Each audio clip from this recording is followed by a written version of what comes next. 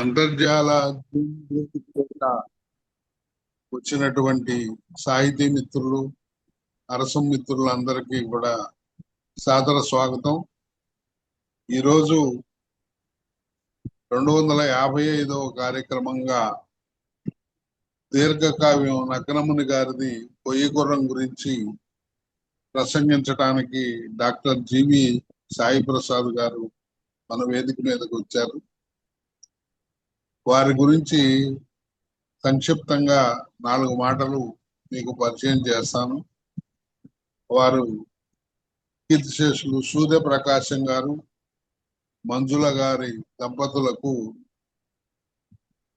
సాయి ప్రసాద్ గారు 15/5/1970 జన్మించారు. వారి పూర్తి పేరు గుండ్లపూడి వెంకట సాయి ప్రసాద్. తర్వాత ఆయన ఎంఏ తెలుగు చేశారు, ఎంపీలు పిహెచ్డి కూడా చేశారు. మట్టి మనిషి ఆకాశం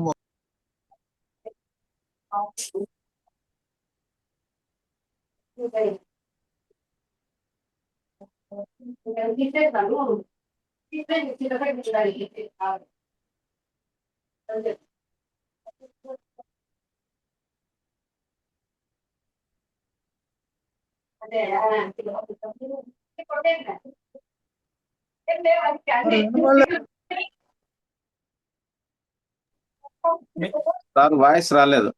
మిగిలిన వారిని మ్యూట్ చేసుకోమని చెప్పండి సార్. సురేష్ బాబు గారిది ఆన్లైన్. సాహిత్యాభిలాషి మన సాయి ప్రసాద్ గారు. నేను చేసిన పరిచయం వినపడింది కదా? వినపడింది సార్, వినపడింది. వినపడింది. మధ్యలో ఏమైనా కట్ అయిందా? మధ్యలో కట్ అయింది. వారు ఎంఏ తెలుగు, ఎంఫిల్, పిహెచ్డి చేశారు. మట్టి మనిషి ఆకాశం ఒక పరిశీలన మీద ఎంఫిల్ చేశారు. తర్వాత డాక్టర్ సి నారాయణ రెడ్డి గారి దీర్ఘకావ్యాలు ఒక పరిశీలన మీద పిహెచ్డి చేశారు. తర్వాత తెలుగు పండిట్ ట్రైనింగ్ అయ్యి తెలుగు ఉపాధ్యాయునిగా ఆయన వివిధ పాఠశాలల్లో 2002 నుంచి పనిచేస్తూ ఉన్నారు. ప్రస్తుతం మా ఇంటి పేరైన ఒల్లూరులో వారు పనిచేస్తూ ఉండటం మాకు సంతోషం. ఇప్పుడు కొయ్యగుర్రం నక్కనముని గారి కొయ్యగుర్రం మీద దీర్ఘకావ్యం మీద తన ప్రసంగాన్ని ప్రారంభించవలసిందిగా సాయి ప్రసాద్ గారిని వేదిక మీదకి సాదరంగా ఆహ్వానిస్తాను. రండి సాయి ప్రసాద్ గారు, మీ ప్రసంగం ప్రారంభించండి.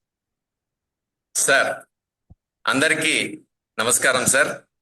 మొదటగా నా వాయిస్ మీకు స్పష్టంగా వినిపిస్తుంది కదా? వినిపిస్తుంది. ఓకే.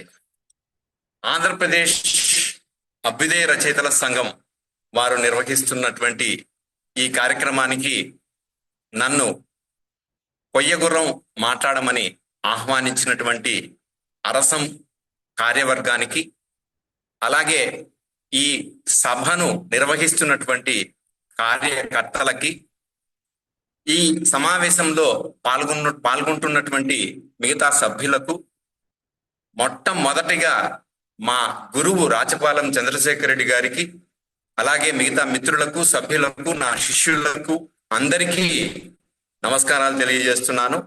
అధ్యక్షుల వారికి ప్రత్యేకంగా కృతజ్ఞతలు తెలియజేస్తున్నాను. ఇక మనం ఈ కొయ్యగుర్రం గురించి ప్రసంగించుకునే ముందు 2 మాటలు చెప్పి నేను కొయ్యగుర్రంలోకి ప్రవేశిస్తాను. ఒకప్పుడు ఏదైనా ప్రకృతి విపత్తు సంభవిస్తే తీరం వెంబడి ఉన్న ప్రజలకు మాత్రమే ప్రాణ నష్టం, ఆస్తి నష్టం, మిగతా నష్టాలు జరిగేవి. వాటిని ప్రభుత్వాలు పట్టించుకున్నా పట్టించుకోకపోయినా పెద్ద తేడా ఏమీ లేకుండా జీవితం ముందుకు సాగిపోయేది. ఇప్పుడు సామాజిక మాధ్యమాల వల్ల మనిషి వ్యక్తిత్వ హరణానికి, సామాజిక నష్టానికి దారితీస్తోంది. ఇది సునామీ.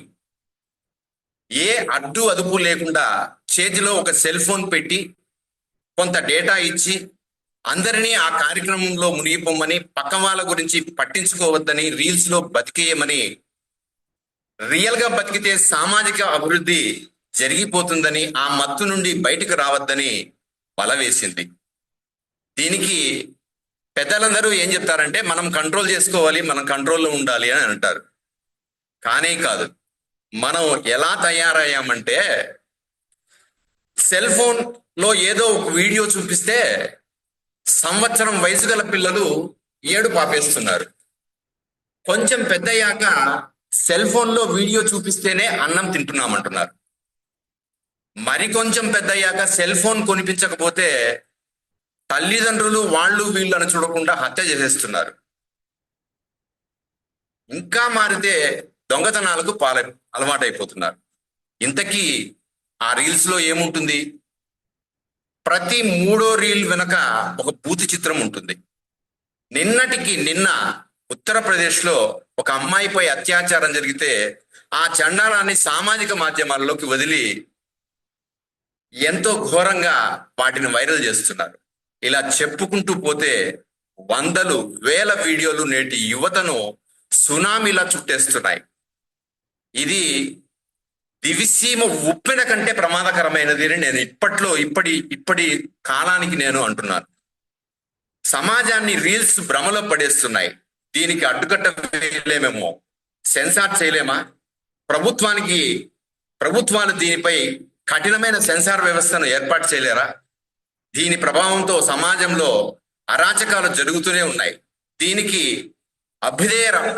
ఆంధ్రప్రదేశ్ అభ్యుదయ రచయితల సంఘం ఒక తీర్మానం చేయాలి. మన దేశంలో కానీ విదేశాలలో కానీ వచ్చే ఏ వీడియోలు సెన్సార్ అయ్యి తర్వాత సామాజిక మాధ్యమాలలోకి రావాలి. ఈ సామాజిక మాధ్యమాల సునామీని మనం ముఖ్యంగా మంచి బోధించే వాటికి అనుమతిస్తూ చెడును బోధించే వాటిని అడ్డుకట్ట వేస్తే కొంచెమైనా సమాజంలో మార్పు కలుగుతుందన్నది మొదటి తీర్మానంగా ఈ ప్రసంగ ప్రారంభంలో అందరికీ నేను మనవి చేసుకుంటున్నాను. నా ప్రసంగం అందరికీ వినిపిస్తూనే ఉంటుంది అనుకుంటాను. నేను నా ప్రసంగాన్ని 4 భాగాలుగా చేస్తున్నాను. నేపథ్యం, మొదటగా ఈ కొయ్యగుర్రం నేపథ్యం చెప్పడం, అలాగే రెండో విషయంగా వివిధ విమర్శకులు ఏ అభిప్రాయాలు చెప్పారు అన్నది చెప్పడం, మూడవది నా అభిప్రాయం చెప్పడం, నాలుగవది ముగింపునివ్వడం అనే 4 దశలుగా నేను ఈ ప్రసంగాన్ని మాట్లాడదలుచుకున్నాను.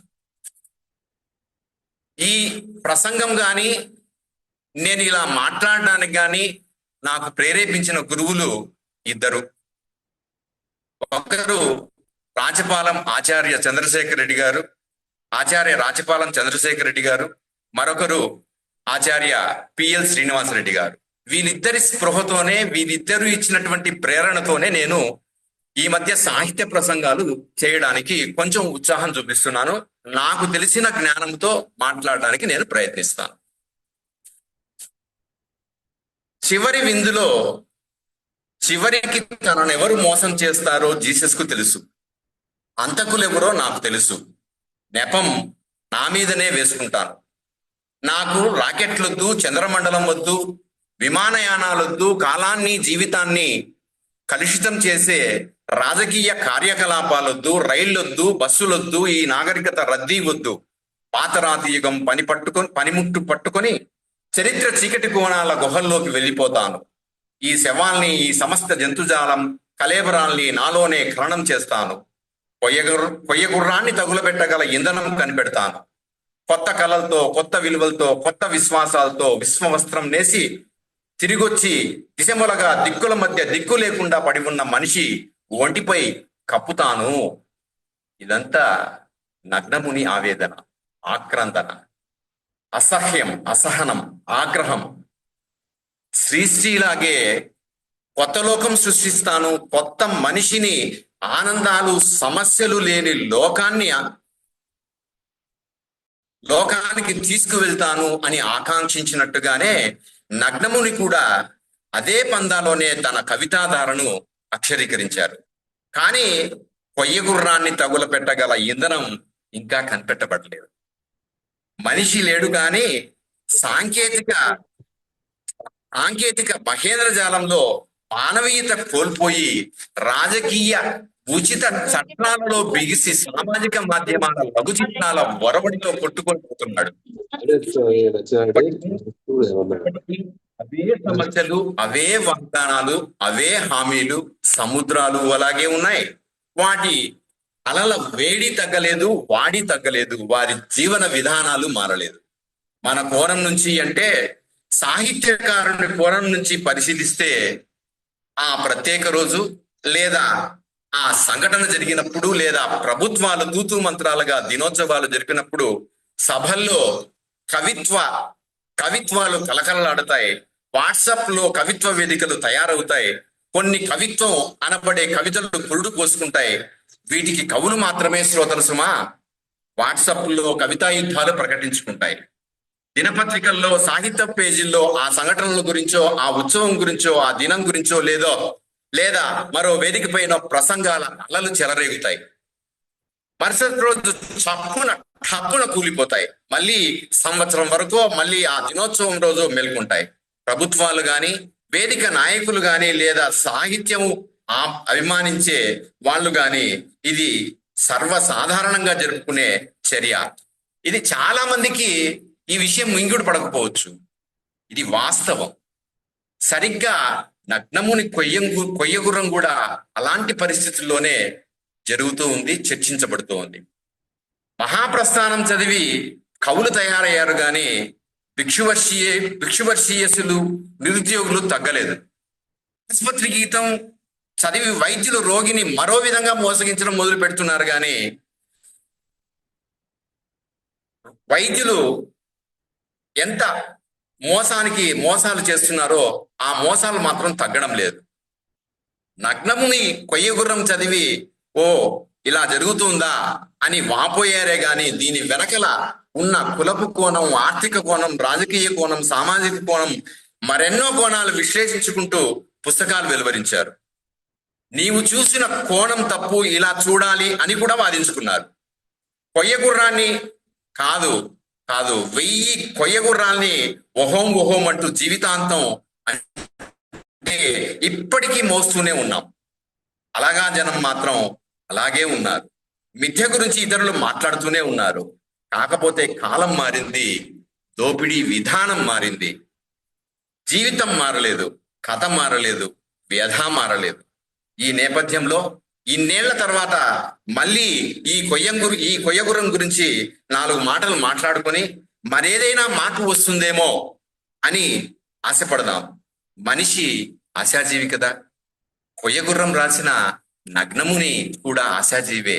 అందుకే ఆయన ముగింపులో కొత్త కళలతో, కొత్త విలువలతో, కొత్త విశ్వాసాలతో విశ్వవస్త్రం నేసి అని ఆశపడ్డాడు. ఇంతకీ కొయ్యగుర్రం నేపథ్యంలోకి తొంగి చూస్తే 1977వ సంవత్సరం నవంబర్ నెల 19న సంభవించిన దివిసీమ ఉప్పెనగా పేరుగాంచిన ఘటనను చూసి హృదయం ద్రవించి దాని కథ అమామిషును గుర్చి దీర్ఘ వచన కవితగా ఆవిష్కరించారు నగ్నముని అన్న కలం పేరు పెట్టుకున్న దిగంబర కవి బానేపల్లి హృషికేశవరావు. ఈ దీర్ఘవచన కవిత నవంబర్ 1977న ఆకాశవాణిలో ప్రసారమైంది. జనవరి 1978లో ప్రజాతంత్ర వారపత్రికలో మొదటగా ప్రచురితమైంది. పుస్తక రూపంలో 1980 జనవరిలో ప్రచురితం. రెండవ ముద్రణ నవంబర్ 1998లో, 1996 జూన్లో హిందీలో కూడా అనువాదమైంది.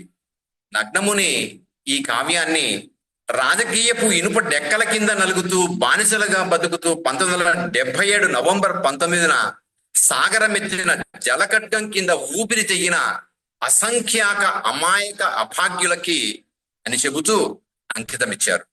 ఈ కావ్యానికి నికితా గోరోవ్ అనే రష్యన్ కవి ముందు మాట రాస్తూ the poetic vision of Nagnamuni అని ప్రశంసించారు. ఈ కొయ్యగుర్రం గురించి మేధావులు, విమర్శకులు, విశ్లేషకులు, తోటి కవులు ఏ పేర్లతో వారి అభిప్రాయాలు పంచుకున్నారో మీకు కాస్త పరిచయం చేసి ఆ తర్వాత నా విశ్లేషణను నేను వివరించడానికి ప్రయత్నం చేస్తాను. ఈ కొయ్యగుర్రం గురించి ప్రముఖ విమర్శకులు చేకూరి రామారావు గారు కొయ్యగుర్రం ఆధునిక మహాకావ్యం అని పెద్ద వ్యాసం రాశారు 1979 డిసెంబర్లో. పుస్తకం చివరిలో వేగుంట మోహన ప్రసాద్ గారు నగ్నముని గారుల ఆయన ఇంటీరియర్ డైలాగ్ ఉంది. దీని తర్వాత అనుబంధాల పేరుతో కొయ్యగుర్రం సందర్భంగా ప్రొఫెసర్ చేకూరి రామారావు గారు, ప్రొఫెసర్ వెల్చేరు నారాయణరావుల గారి మధ్య జరిగిన చర్చ, కొయ్యగుర్రానికి కోటి దండాల పేరుతో శ్రీ పురాణం సుబ్రహ్మణ్యం శర్మ గారు రాసిన వ్యాసం ఉన్నాయి. ఇవి కాక అవలోకనం అనే పేరుతో నగ్నముని కొయ్యగుర్రంపై బహుముఖీన వ్యాఖ్యానాల సంకలనం పేరుతో ఒక విమర్శ పుస్తకం కూడా వచ్చింది. ఇందులో సుమారు 15 మంది రాసిన విశ్లేషణలు ఉన్నాయి. వీటన్నింటినీ పరిశీలిస్తే ఒక్కో విశ్లేషకునిది ఒక్కో విధానం. అతను పెట్టుకున్న కళ్ళజోడును అనుసరించి వారి విశ్లేషణలు ఆధారపడి ఉన్నాయి. ఈ విశ్లేషణలపై కూడా చర్చోపచర్చలు జరిగాయి. వాటిని ఇక్కడ రేఖామాత్రంగా పరిచయం చేసి నా విశ్లేషణ చెప్పడానికి, నా కోణాన్ని ఆవిష్కరించడానికి ప్రయత్నం చేస్తాను. ముందుగా అంటే చేకూరి రామారావు గారు కొయ్యగుర్రాన్ని ఆధునిక మహాకావ్యం అన్నాడు. ఇందులో ఆయన ఎక్కువగా రూపాన్ని విశ్లేషించడానికే ప్రయత్నం చేశారు. మహాకావ్యం అంటే ఏమిటో చెబుతూ ఆ లక్షణాలు ఈ కావ్యానికి ఎలా సమన్వయం అవుతాయో చెబుతూ వచ్చారు. కొయ్యగుర్రమే మొదటి ఆధునిక మహాకావ్యంగా చెప్పారు. కావ్య ఖండికల్లో ఒకే వస్తువు, ఒకే భావం ఉంటాయి. ఒకే ఖండికలో భిన్న భావాలను కలిగించడం కష్టం. దానికి కొంత విస్తీర్ణత కావాలి. మనం రోజు చూసే ఖండికల కన్నా పెద్దవిగా ఉంటే తప్ప భిన్న భావాలను చెప్పడం కుదరదు. అంటే మహాకావ్యం కావాలి. మహాకావ్యానికి విస్తీర్ణతే ప్రధానం కాదు కానీ అవసరమైన ఒక లక్షణం. పెద్ద పాయింట్లో అచ్చేయడం వలనో, పాదాలుగా విరవడం వలనో కవిత్వం కానట్టే విస్తీర్ణత వల్లే ఏది మహాకావ్యం కాలేదు అని చెప్పేసి చేకూరి రామారావు గారు తమ విశ్లేషణలో ఎక్కువ భాగం రూపచర్చ చేశారు.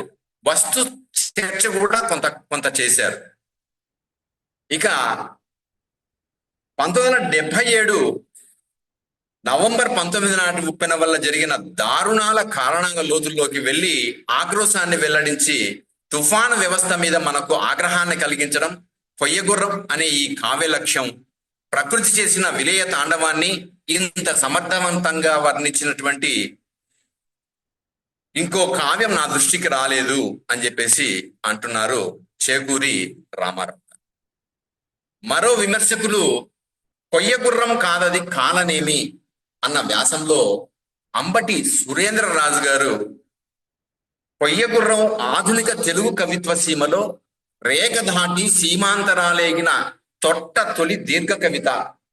కొయ్యగుర్రంతో పాటు మార్క్సిస్ట్ జ్ఞానాన్ని తగులబెట్టిన తొలి కవిత కూడా ఇదే అని చెప్పి తన అభిప్రాయాన్ని సురేంద్రరాజు గారు చెబుతున్నారు. అలాగే నిజం నాకు తెలుసు, నెపం నగ్నముని మీదికి అన్న వ్యాసం సతీష్ చంద్ర గారిది. ఇందులో ఒక వెన్నుపోటుతోనో ఒక పెన్నుపోటుతోనో కూలిపోయే ప్రభుత్వానికి మారు పేరే కొయ్యగుర్రం. దీనితో నా యుద్ధం చేసినా ఒకటే, యుద్ధం చేయకపోయినా ఒకటే. కానీ కొయ్యగుర్రం ఉందనుకోవడం అబద్ధం, పరిగెత్తుతుందనుకోవడం వంచన. కొయ్యగుర్రాన్ని కొయ్యగుర్రంగా గుర్తించడమే పెద్ద చైతన్యం. కులాన్ని కొయ్యగుర్రం అమలు జరపదు. కావాలంటే అంటరానితనం నేరమని కొయ్యగుర్రం చట్టాలు కూడా చేస్తుంది. అయినా దాని మాటను ఎవరూ ఖాతరు చేయరు. వరకట్నాన్ని కొయ్యగుర్రం నిషేధిస్తుంది. దాని నిషేధం చట్టసభ దాటిరాదు. కాబట్టి కొయ్యగుర్రం ఉత్త డొల్ల అని చెప్పేసి సతీష్ చంద్ర గారు తన అభిప్రాయాన్ని వ్యక్తం చేశారు. ఇక చింతపట్ల సుదర్శన్ గారు కారణాలు కార్ల్ మార్క్స్ కి తెలుసు, కవిత్వం నగ్నమునికి తెలుసు అని తన అభిప్రాయాన్ని వ్యాసంలో ప్రతిపాదించారు. ప్రతి పాదాన్ని, ప్రతి ఖండికను విమర్శనాత్మకంగా ఆయన విశ్లేషించుకుంటూ తనదైన శైలిలో విమర్శ అంటే ఇలా ఉండాలి అని చెప్పారు. ఇది కొత్త విమర్శకులకు ఒక టానిక్ లా పనిచేస్తుంది ఈయన అభిప్రాయం. కొయ్యగుర్రం 12 భాగాలు ఉంటే ఇది 12 భాగాల ఆధునిక వచన కవిత అని చెప్పేసి భావానికి ఒక్కొక్క భాగానికి ఒక్కొక్క నిర్వచనం చెప్పుకుంటూ ఒక మూడ్లోకి తీసుకువెళ్తాడు. ఈ 12 భాగాల్లో ఏముంటాయి అనేది విశ్లేషణ చేస్తున్నాడు. జీవితం, కవిత్వం, కవి, కవితా వస్తువు, హిస్టారికల్ అలిగరీ, మామూలు గుర్రానికి కొయ్య గుర్రానికి తేడా, వర్గ సమస్య, రాజకీయాలు, తుఫాన్ బీభత్సం, డికేయింగ్ సివిలైజేషన్, మృత్యువు, నిరాశ, పరిష్కారం అన్న భాగాలు వింగడించి ఒక్కొక్క భాగాన్ని గురించి విశ్లేషించుకుంటూ వచ్చారు. ఇక అప్సర్ అనే ఒక కవి, ఇది మహాకావ్యం అవుతుందో లేదో విమర్శకులు తేల్చుకోలేకపోవచ్చు, కానీ సజీవ కావ్యంగా మిగులుతుంది అని చెప్పేసి తన అభిప్రాయాన్ని చెప్పాడు. రాజ్యాన్ని ధిక్కరించిన తొలి దీర్ఘ కవితగా కూడా దీన్ని విశ్లేషించాడు. ఇక నిబద్ధత కల కవి, బాధ్యతకు ప్రతీక కొయ్యగుర్రం అని అంటున్నారు ధరణి అనే విమర్శకులు. తుఫాన్లు, వరదలు, విలయ తాండవాలు, కరువులు, కాటకాలు మస్తూ ఉంటాయి, పోతూ ఉంటాయి, ప్రజలు చూస్తూ ఉంటారు. అయినా ఇవేమీ ప్రభుత్వానికి పట్టవు. వాళ్లకు కావలసిందల్లా అధికారంలో కొనసాగడం. ఈ అధికారం కోసం ప్రజామూల్యంతో ఎన్నికలు ఎన్నిసార్లైనా జరిపించేందుకు సంసిద్ధులవుతారే తప్ప ప్రజా సమస్యలను పట్టించుకునే నాథులు ఉండరు. ఇందుకు ఏ పార్టీలు అతీతం కావు అని చెప్పేసి చెప్తున్నాడు. మరో విమర్శకులు సత్యకామ్ అనే వ్యక్తి చెక్కు చెదరని కొయ్య గుర్రం అనే పేరుతో ఒక అభిప్రాయం చెప్పాడు. జనవంచక రాజకీయాలు కొయ్యగుర్రం ఎక్కి జనం మీద క్రూరంగా సవారీ చేస్తున్నాయి. పాలక వర్గం, పార్టీల్లో నిజానికి విభేదాలేం లేవు. వాళ్ళంతా కలిసి నూతన ఆర్థిక విధానాలలో వాళ్ళు నువ్వెక్కువ మేసావు అంటే నాకంటే ఎక్కువ నువ్వే మేసావు అని పబ్లిక్ గా సరసాలాడుకుంటూ జనానికి జుగుప్సాకరమైన వినోదం అందిస్తారు. దోపిడీ మాత్రం చెక్కు చెదరదు.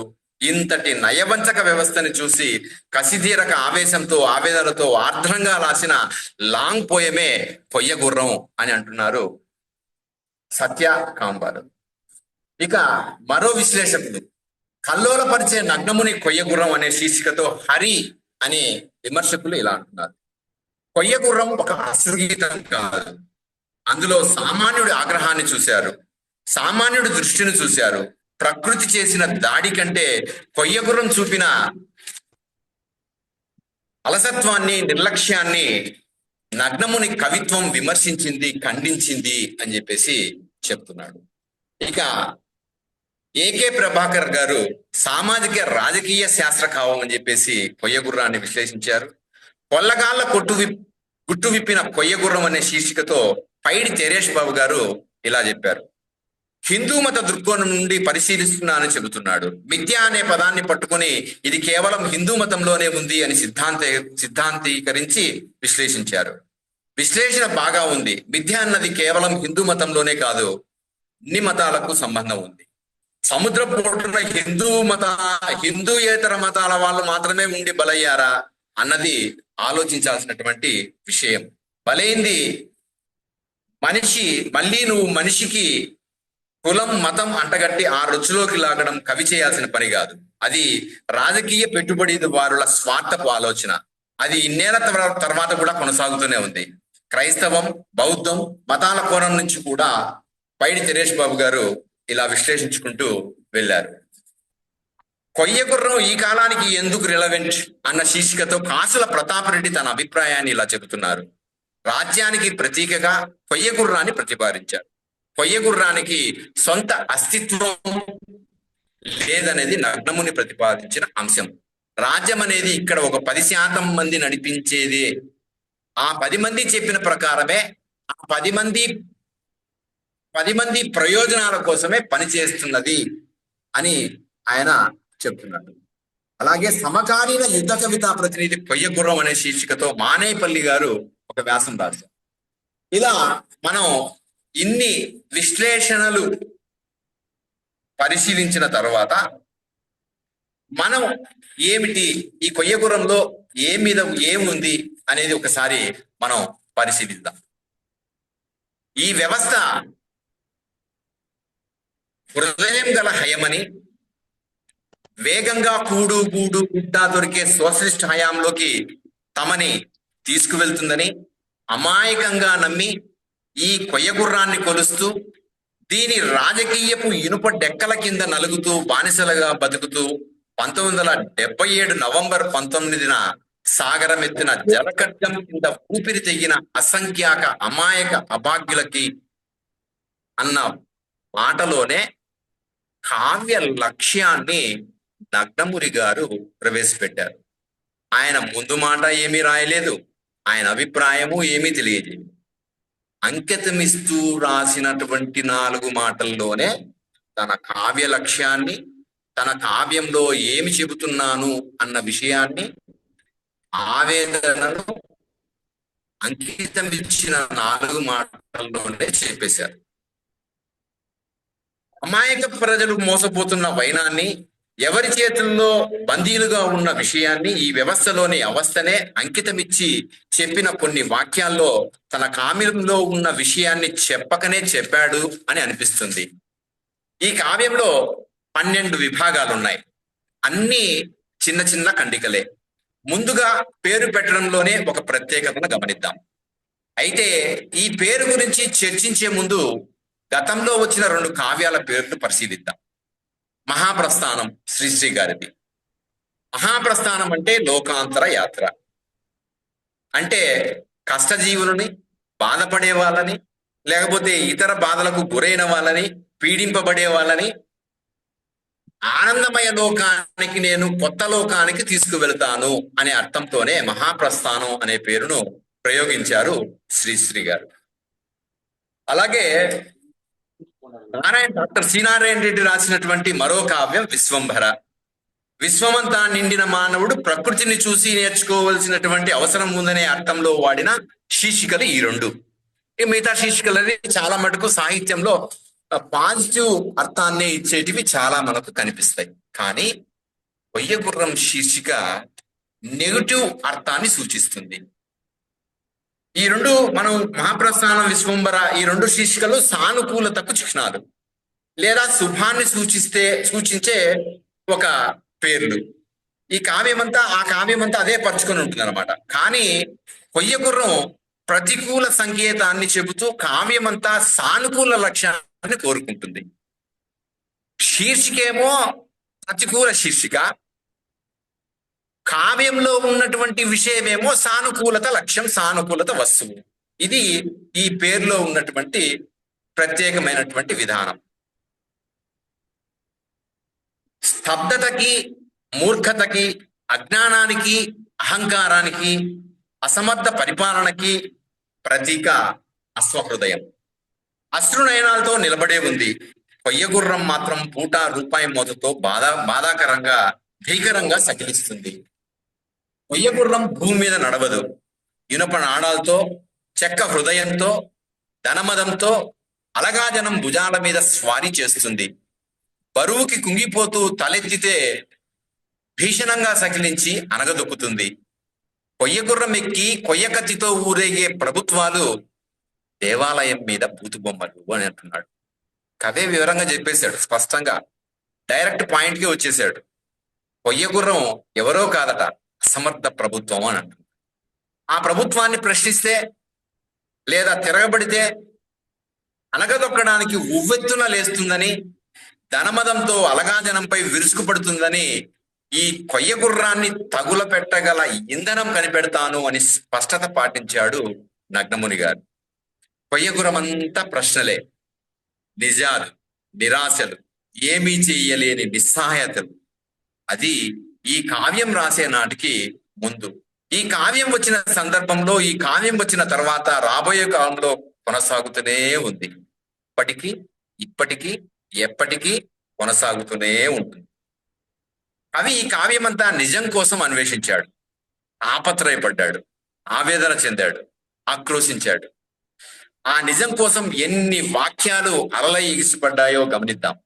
అబద్ధం నిజం మధ్య సంఘర్షణ ఎలా ఉంటుందో చెబుతూ ఏది నిజమో ఏది అబద్ధమో విశ్లేషిస్తూ వెళ్తాడు. ఇది మొదటి ఖండంలో కనిపిస్తుంది. జీవితం మిథ్య అని అనడం అబద్ధం, మానవత్వం బతికి ఉందనడం అబద్ధం, ప్రబంధ నాయకి తొడల బంధనాల్లో పాదాలకు పూసుకొని ఎగిరే లేపనాల్లో అంటుకున్న కవిత్వం అబద్ధం.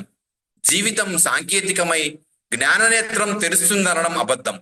మనిషి శతాబ్దాలు గడిచే కొద్దీ నాగరికుడవుతాడన్నది అబద్ధం. నిరాశవాదులు కర్మను నమ్మిన వారు మిథ్య అంటారు. అంటే ఇక్కడ తుఫాను వచ్చినప్పుడు మీ కర్మ ఇలా కాలింది అని మిథ్యావాదం వినిపించడం.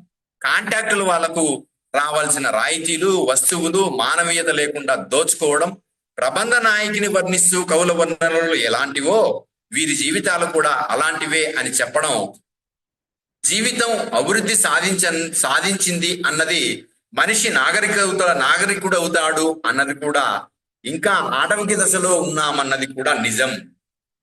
మనము నాగరికుడు అవుతాడు అన్నది అబద్ధం అంటున్నాడు. అంటే మనిషి బ్రాడ్ కాన్సెప్ట్ పోలేదు, అంటే విశాలమైన దృక్పథం ఆలోచించడం లేదు, ఇంకా వెనకే వెళ్తున్నాడు. ఆటవిక సమాజంలోనే ఉంటున్నాము అని అంటున్నాడు. ఆటవిక సమాజంలో ఉంటున్నాము అన్న దానికి పరాకాష్ట నిన్న జరిగిన ఉత్తరప్రదేశ్ లో జరిగినటువంటి అత్యాచారం సంఘటన. ఇంకా ఆటవిక దశలోనే ఉన్నాం, మనం ఇంకా చర్యలు తీసుకోలేకపోతున్నాం. ఇప్పటికీ వ్యవస్థ ఏమాత్రం మారలేదు. ఇంకా అఘాయిత్యాల జోలికి, ఇంకా మనం చెయ్యకూడని పనులు చేసే చోటికే ఈ సామాజిక మాధ్యమాలు ఎక్కువగా చోటు కల్పిస్తున్నాయన్నది నా గట్టి విశ్వాసం. నిజం మరి ఏమిటి నిజం? ఆ నిజం గురించి వివరిస్తూ, ఈ భూమిపై నిరంతర జీవన ఘోషతో రోడ్ల పక్కన పడి మూలుగుతూ దొర్లుతున్న కొన ఊపిరి నిజం. మృత్యువు నిజం. మౌనాన్ని మిగిల్చి వెళ్ళిపోయిన శవం నిజం. దరిద్రం నిజం. దరిద్రం చిమ్మే చీకటి నిజం. సమస్త లోకాన్ని బతికించే సంపద సృష్టించే వాడి రక్తం విలువలేని ఖనిజం. నిరంతరం జీవన పోరాటం చేస్తూ దరిద్రంతో మగ్గిపోతూ ఇతర అవసరాలతో చస్తూ బ్రతుకుతూ శ్రమ చేస్తూ దరిద్రంలో మునిగిపోతూ ఉన్న జీవుల శక్తి నిజం. మనం ఎంతో అభివృద్ధి చెందుతున్నామన్న చంద్రమండలం వైపు మన ప్రయాణం, కానీ దరిద్రంలో ఉన్నవాడు అలానే ఉంటున్నాడు. పెట్టుబడిదారుడు మరింత ధనవంతుడుగా ఎదుగుతున్నాడు. ఈ విషయాన్నే ఇలా అంటున్నాడు. జీవితం నాగలై చర్మాన్ని దున్ని ముడతల చాలల్లో నింపుతుంది. అనుభవాల పంట బంగారం పండుతుంది. పండించిన వాడి నోటిలో మొలిచేది మాత్రం జిల్లేడు. కళ్ళల్లో వెలిగేది వెలుగు కిరణాలు కాదు, కన్నీళ్లు. శ్రామికుడుగానే మిగిలిపోతున్నాడు. పెట్టుబడిదారుడుగానే ఎదుగుతున్నాడు. వాడు పైకి ఎదుగుతుంటే శ్రామికుడు కింది వైపే చూస్తూ నిలబడిపోయాడు. శ్రామికుడు ఎప్పుడూ పండించేది కన్నీళ్ల పంటలే. కానీ దేశ అభివృద్ధి సూచిక మాత్రం పైకి ఎగబాకుతూనే ఉంటుంది. రెండవ ఖండికలో అక్షరాల్ని నిత్యం సంఖ్యించి ఉపయోగించేవాడే నిజమైన కవి అంటూ కవి ప్రాథమిక లక్షణం చెప్తున్నాడు.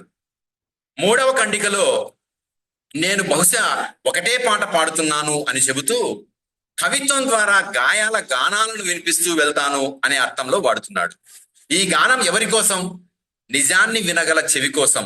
కానీ నిజాన్ని వినేదెవరు అనే ఆవేదన కవిలో మిగిలిపోతుంది.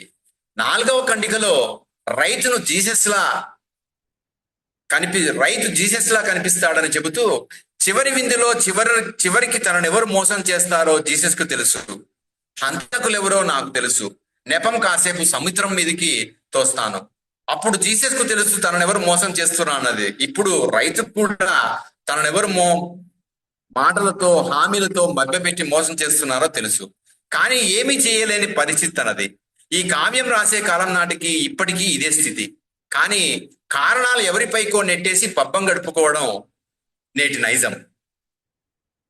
అంటే కొయ్యగుర్రం నైజం. కొయ్యగుర్రం దేనికి ప్రతీక? అసమర్థ ప్రభుత్వానికి ప్రతీక. అందుకనే అసమర్థ ప్రభుత్వాలు ఏం చేస్తాయో, ప్రజలను ఎట్లా మోసం చేస్తాయో, శ్రామికులను ఎట్లా మోసం చేస్తాయో ఈ కావ్యంలో మనకు స్పష్టంగా కనిపిస్తుంది. ఏ కాలంలో అయినా జరిగేది ఇదే.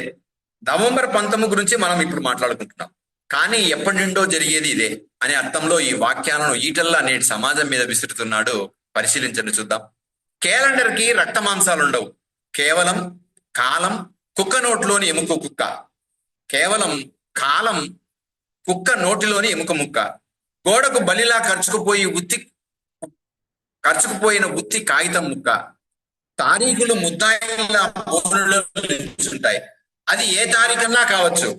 అది నవంబర్ 19 కావడం యాదృచ్ఛికం కావచ్చు. ప్రళయాలు, పరిహాసాలు తప్ప క్యాలెండర్లో కన్నీటి గుర్తులుండవు. వారాలు రోగుల్లా ముసుగుదన్ని పడుకుంటాయి. ముసుగు కప్పిన మూలుగుపై వెళ్ళవేసే తెల్ల కాగితం కాలాన్ని దినాలుగా, వారాలుగా ముక్కలు చేస్తే కారుతున్న తెల్ల రక్తం. తెల్లని రక్తం వెనుక ముసుగు తీసి మూలుగు వినగలిగితే అది ఏ దినమన్నా కావచ్చు, ఏ వారమన్నా కావచ్చు. కాలనేత్రం మాత్రం శనివారం గారానికి తగిలి తన్నుకుంటూ ఆగిపోయింది. ఎక్కడైనా ఎప్పుడైనా జస్ట్ కాలం అనేది ఒక హేతువు. మనం ఏ కాలంలో చూసినా ఇవే అన్యాయాలు, ఇవే గొడవలు, ఇవే సంఘటనలు, ఇవే అలాగే వ్యవస్థ ఏ మారకుండా, ఏ సామాజిక అభివృద్ధి చెందకుండా ఇలానే కొనసాగుతూ ఉంది. తరతరాలుగా మనుషుల్ని పాలిస్తున్నది అజ్ఞానమే అంటాడు. ఇప్పటికీ అజ్ఞానమే. మనం ప్రతి సన్నివేశం, ప్రతి సంఘటన, ఇప్పుడు మన నేటి కాలంలో ప్రతి సంఘటన చూస్తే ఇది ఎదుటి వ్యక్తి తప్పు చేస్తున్నాడని తెలుసు, కానీ ఖండించలేని పరిస్థితిలో, ప్రశ్నించలేని పరిస్థితిలో మనం ఉన్నాం. వాడు మోసగిస్తున్నాడని తెలుసు, కానీ మనం వాడిని ధైర్యంగా ఎదుర్కోలేని పరిస్థితిలో ఉన్నాం. అలా ధైర్యంగా ఎదుర్కొంటే నేటి ప్రజాస్వామ్యంలో ఏం జరుగుతుందో మనకందరికీ తెలిసినటువంటి విషయమే. తరతరాలుగా మనిషిని పాలిస్తున్నది అజ్ఞానమే అంటాడు, అంధకారమే అంటాడు. ఈ విషయం మనిషి తెలుసుకోకపోవడమే. అన్నీ తెలిసి కూడా ఎదిరించలేక, ప్రశ్నించలేక మౌనంగా నిలబడిన మనిషి తరపున నగ్నముని మాట్లాడుతున్నాడు. కాలం ఊరికే తేదీలు, వారాలు, సంవత్సరాలుగా సాగిపోతుంది, కానీ ప్రశ్నించే తత్వాన్ని అలవర్చుకోలేదనే వేదన నగ్నమునిలో కనిపిస్తుంది. అలా ప్రశ్నించలేదన్న కోపంతోనే క్యాలెండర్కి రక్త మాంసాలు ఉండవు అని అంటూ మనిషికి ఇవన్నీ ఉన్నాయి కదా కాబట్టి ప్రశ్నించడం అలవర్చుకోవాలి అని చెప్పేసి అంటున్నాడు. 5వ ఖండికలో అన్ని మతాలలోని భ్రమలను, విధానాలను వర్ణిస్తూ ఆకలి గురించి ప్రస్తావిస్తున్నాడు నగ్నముని గారు. ఈ భ్రమలను చూసి ఆకలి పగలబడి నవ్వుతుందట. ఈ విషయాన్ని అర్చనలు, అన్నదానాలు చూసి ఆకలి పగలబడి నవ్వుతుంది. ఆకలి తిరగబడితే అదుపులో పెట్టడం ఎలాగో ఆకలి తీరడం వాడికి తెలుసు. గురి పేల్చే గుండు ఏ గుండెను చీల్చనుందో ట్రిగ్గర్ నొక్కే వేలికే తెలుసు. ఆకలి ఎలా మోసపోతుందో అర్చనలు, ప్రార్థనలు, శాంతి మహాసభల వెనక ఉద్దేశం వాళ్ళకు కూడా తెలుసు. అవి ప్రజలను ఎలా మభ్యపెడుతున్నాయో తెలుసు. కానీ వాటి అసలు కారణాన్ని కాలానికి వదిలేస్తాను, లేదా ప్రకృతిపైకి తోసేస్తాను, లేదా ఇంకొక కారణమో చూపించేస్తాను. ఆకలి మనిషిని ఎలా వేటాడుతుందో నాకు తెలుసు అని నిట్టూర్పు విసురుతున్నాడు. మనిషిని చంపడానికి కత్తే అక్కర్లేదని చెబుతూ మరో ఖండికలో మనిషి ఊపిరి కొయ్యడానికి కత్తే కానక్కర్లేదు, జీవితాన్ని చెరచడానికి, మరుక్షణం మృతకలేబరం చేయడానికి తుపాకులు, యుద్ధాలే కానక్కర్లేదు. నూరేళ్లు నవ్వుతూ తులుతూ 1000 రేకులతో వెదజల్లుతూ పుష్పించవలసిన బతుకుల్ని బగ్గున మండించడానికి పెట్రోలే అక్కర్లేదు, ఉప్పు నీళ్లు చాలు. దాహం తీర్చి ప్రాణం నిలబెట్టవలసిన నీరే గొంతు పిసగ్గలదు. మానవ దౌత్యానికి, ప్రకృతి ప్రళయానికి విరిగిపోయేవి దరిద్రుల ఎముకలే, చివరికి మిగిలేవి గుడిసెల మృతల కలేబరాలే. హెలికాప్టర్లో నుంచి చూసినా, విమానంలో నుంచి చూసినా, కార్లలో, టోపీలో, పత్రికా ప్రకటనల్లో దాక్కొని తొంగి చూసినా, దగ్గరకు వెళ్ళి కదిపి చూసినా, దగా దుర్మార్గం దాచుకొని దయా, ప్రేమ, అభయముద్రతో చూసిన ఒకటే దృశ్యం, పొర్లుతున్న మౌన శోకం.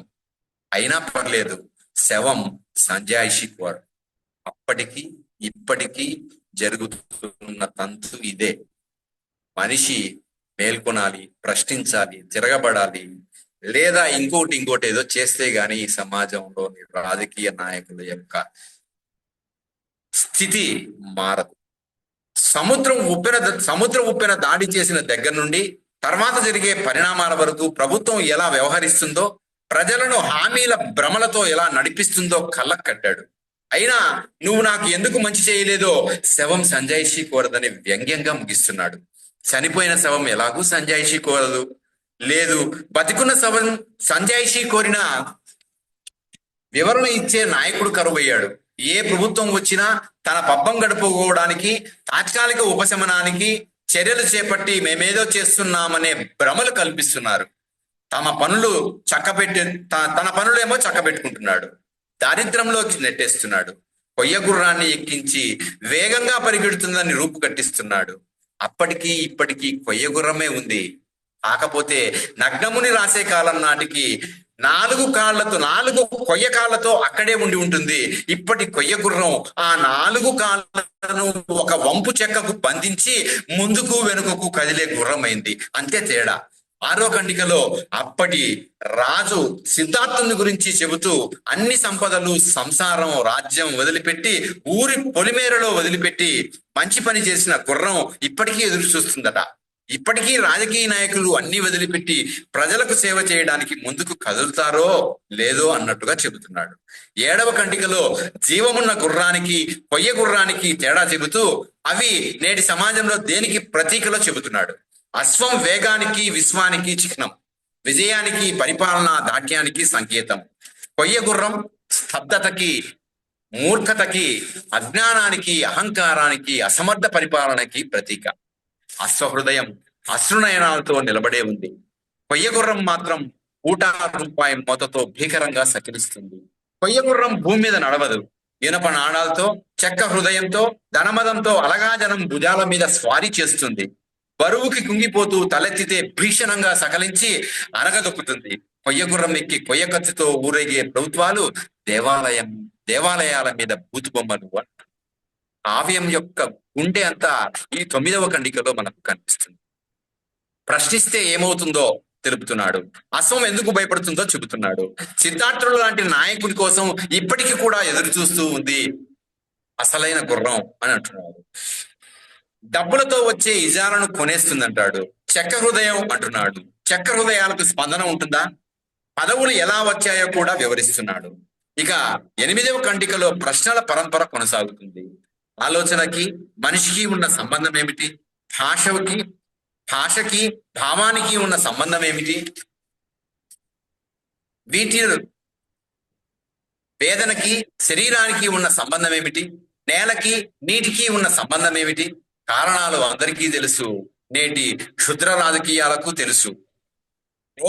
రోడన్ మ్యూజియంలో శిల్పంగా మారి గడ్డానికి చేతిని ఆంచి ఆలోచిస్తున్నట్లుంటే కార్ల్ మార్క్స్ కి తెలుసు. కేవలం ఆలోచనలతో మనిషి జీవితం గడిచిపోతుంది, పరిష్కారం దొరకదు. ఈ లోపు జీవితం పరిసమాప్తం అవుతుంది. ఈ ఖండికలో చివరి వాక్యాలలో దేవులపల్లి వెంకటకృష్ణ శాస్త్రి గారి ప్రభావం మనకు స్పష్టంగా నగ్నముని గారిలో కనిపిస్తుంది. 9వ ఖండికలో కొయ్య గుర్రానికి నిజం తెలుసు, మతాల ప్రార్థనల వెనుక మాన్మికత గురించి, నిశ్శబ్దం గురించి ప్రస్తావిస్తున్నాడు నగ్నముని గారు.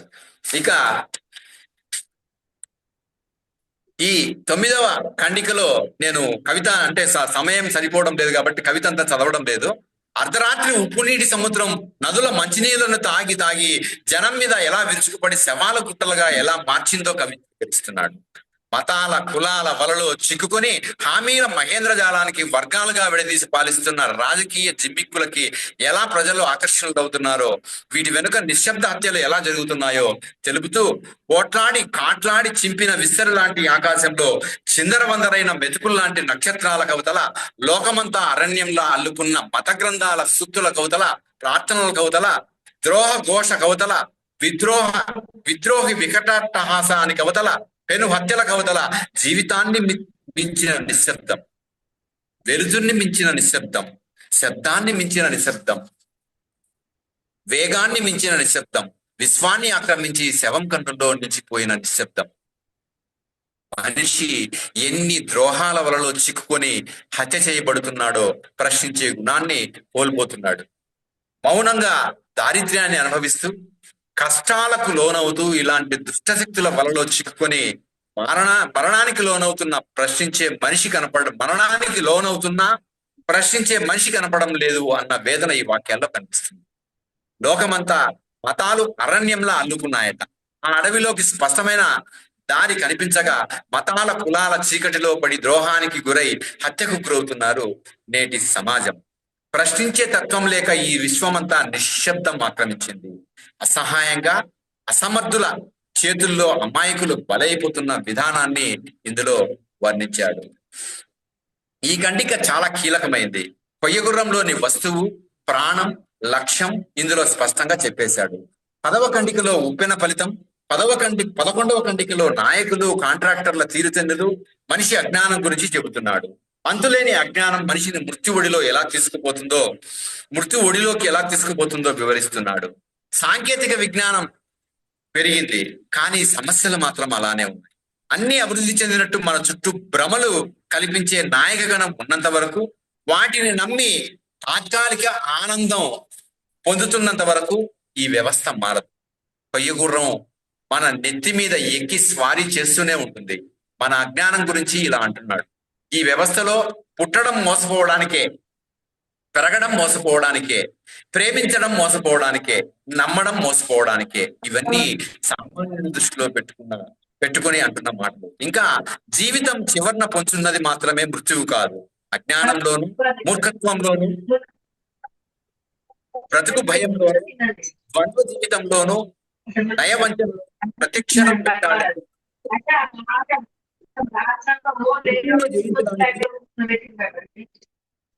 వేరే సౌండ్ అరే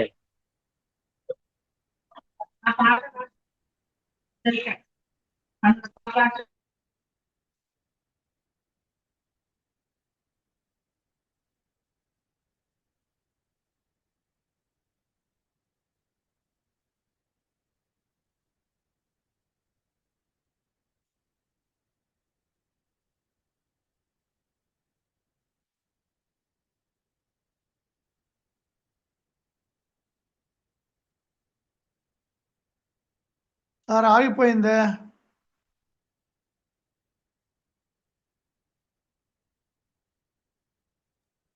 సాయి ప్రసాద్ గారు మీరు మ్యూట్ అయినట్టున్నారు, చూడండి. ఎవరి దుర్గా సార్, బయట ఎక్కడో వాయిస్ వస్తా ఉందని ఆగారు. కాదు అసలు ఎందుకో ఎంత ట్రై చేసినా మ్యూట్ అవ్వటం లేదండి. నాకు అది ఆశ్చర్యంగా ఉంది, ఇంతవరకు ఎప్పుడు చూడలా.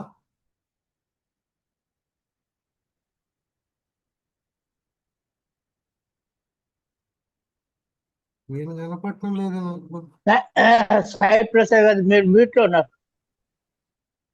మ్యూట్ లో ఉన్నారా? లేదు, మీరు అన్మ్యూట్ చేయండి. సార్ సౌమ్య బాగా వినిపిస్తుంది మేడం, మీరు మ్యూట్ చేసుకోండి. ఇప్పుడు వినిపిస్తుంది, ముందు వినిపించలే సార్. ఇంతకుముందు అంతా వినిపించలేదా?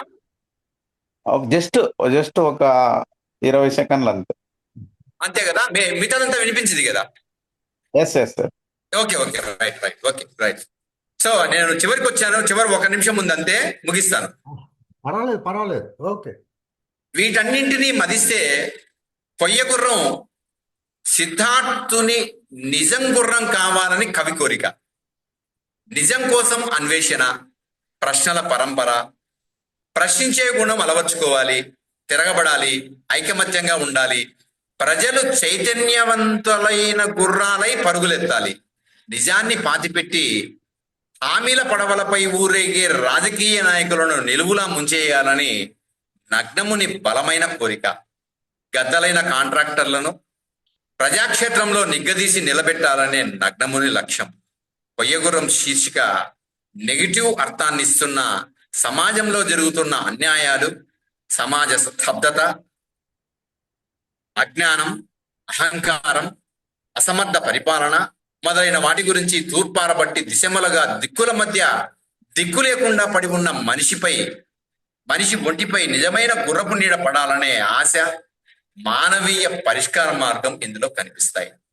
కావ్యం నిండా భావచిత్రాలు మెండుగా ఉన్నాయి.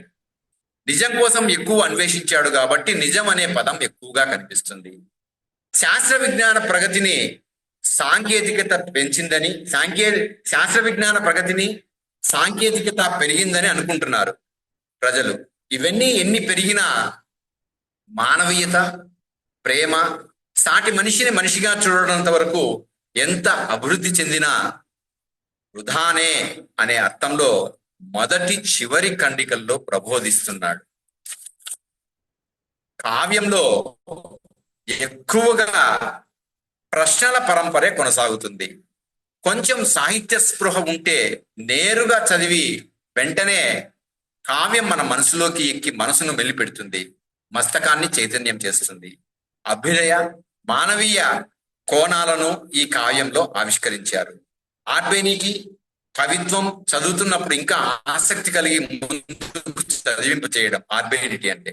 ఇది ప్రతి కవిత్వ ఖండికలో మనకు నన్నయ్య ప్రసన్న కథాకరితార్థ యుక్తి అంటే ప్రసన్నంగా కథను ముందుకు తీసుకొని పోయే వెళ్లే గుణం కూడా ఈ కవిత్వ ఖండికల్లో మనకు కనిపిస్తుంది.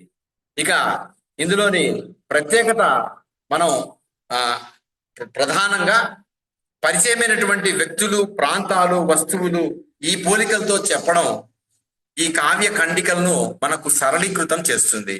కాబట్టి ఈ కావ్యం ఒక మంచి ప్రణాళికతో, ప్రామాణికతతో, ఒక మంచి ఉద్దేశంతో ప్రజల్లో మరింత చైతన్యం తీసుకొని వస్తుందని ఆశిస్తూ, అభిలషిస్తూ, ఆశపడుతూ ఈ చిన్ని అభిప్రాయాన్ని నాతో మీరు పంచుకున్నందుకు, నేను మీతో పంచుకున్నందుకు చాలా సంతోషపడుతూ ఈ అవకాశం ఇచ్చిన ప్రతి ఒక్కరికి కృతజ్ఞతలు తెలియజేస్తూ నా ప్రసంగాన్ని ముగిస్తున్నాను.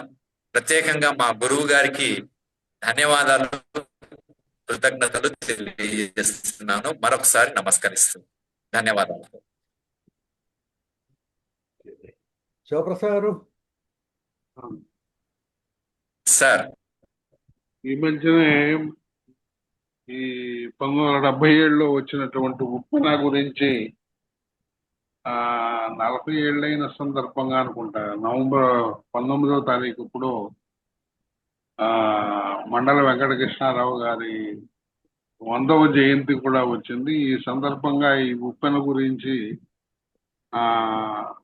అనేక చర్చలు, తర్వాత దాన్ని ఒకసారి ఆ విషాద ఘట్టాలని తలుచుకోవటం, మండల వెంకటకృష్ణారావు గారి మీద ప్రత్యేకంగా ఒక నాటకం రాయటం, అది ప్రదర్శించడం కూడా జరిగి రేపు 4వ తారీఖున ప్రత్యేకంగా ప్రభుత్వ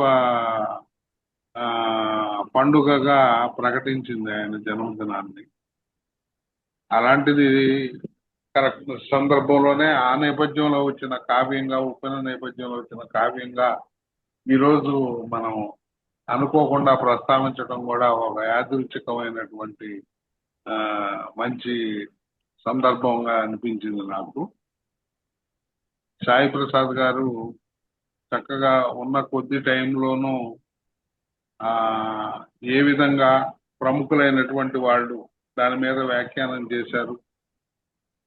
చెక్కూరు రామారావు గారు కానీ, ప్రభాకర్ రావు గారు, పైడి తెరీసు బాబు, మానేపల్లి గారు తదితరులందరూ కూడా ఆ కావ్యం పట్ల వ్యక్తీకరించిన అభిప్రాయాలను తెలియజేస్తూనే తనదైనటువంటి ఒక ప్రత్యేకమైనటువంటి దృష్టికోణంలో ఇది ఒక అభ్యుదయ మానవీయ కోణాలను ప్రతిబింబించేటటువంటి ఒక దీర్ఘ కావ్యంగా ఆయన చక్కగా వ్యాఖ్యానించారు. ఈ కావ్యం ద్వారా ఒక చైతన్యాన్ని, సామాజిక చైతన్యాన్ని నగరముని గారు ఆశిస్తున్నట్టు కూడా చక్కగా, సరళంగా, సూటిగా, స్పష్టంగా ఈ కావ్యాన్ని మనకు పరిచయం చేసినందుకు వారికి ధన్యవాదాలు తెలియజేస్తాను.